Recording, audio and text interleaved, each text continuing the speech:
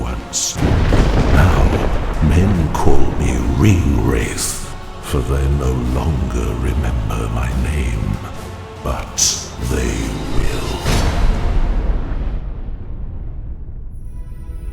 So it's been about a year since we released our last expansion, Mines of Moria, and we're really excited to be coming out with our second expansion, Siege of Mirkwood, which is going to bring a whole new part of the world to players in Mirkwood, which is a part of Middle-earth where there's a lot of dark corruption going on. The Tower of Dol Guldur, which is this amazing place where you're going to end up fighting with a Nazgul on the back of Fellbeast. We've got a whole new skirmish system. We've raised the level cap. There's all kinds of new stuff coming to players in this expansion. So the content in the game that's new, there's all kinds of new things for players to do in terms of content. We've brought a new 3-man instance, a new 6-person instance, a 12-person raid, which is one of the largest raids we've ever built. We've also brought a new system into the game called Skirmishes, which is a way for players to come in and play these randomizable, repeatable instances. So it's a lot like the story instances that we have now in the game, but every time you go into it, it's different. So you might have different bosses to fight, or the objectives may have changed, or the size of the experience may have changed. You actually get to choose before you go in what kind of experience you want to have. So anywhere in the world, you can just basically go to your UI, say, I want to create one of these instances.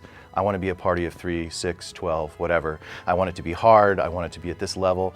And then go find my friends, literally just by chatting with them, and then off we go, and a quick sort of 45-minute experience or so. And every time I go in, it's going to be different for me. So the whole point of Skirmishes is obviously to have fun, but also it's another way to advance your character. So you're going to get lots and lots of cool rewards in the Skirmishes. The same kind of rewards that you get, in an instance, but in this case, you're going to choose the kind of reward you want to have. So every time you do Skirmishes, you get what we call skirmish marks, basically points. You can spend those points on some of the rewards you might get. The second thing is you can bring a soldier into the game. So every time you go into a skirmish, you can have your personal soldier that comes with you that you've actually configured to be, a ranged attack or a melee attack character, or maybe a healer or something like that.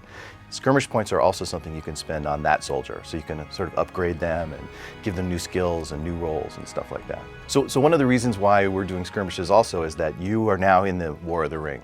We want players to feel like they're finally in these epic battles that are going on. So imagine you go into a skirmish, a 12-person skirmish with yourself, 11 other players. Each of you have your own soldier. Now you've got 24 player-controlled characters fighting against all kinds of mobs and monsters, and you really start feeling like, yeah, I'm really in the middle of the war here, and it's really fun.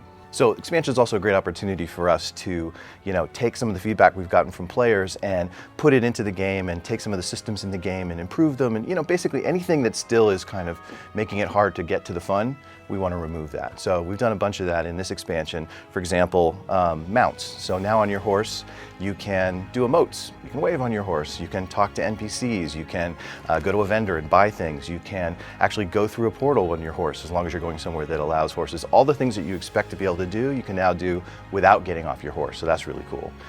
We've done a lot of work under the covers for combat. So combat's a lot more responsive now. Players have told us that it kind of feels sluggish. We haven't fundamentally changed the way that combat works, but it just feels faster. It's more responsive.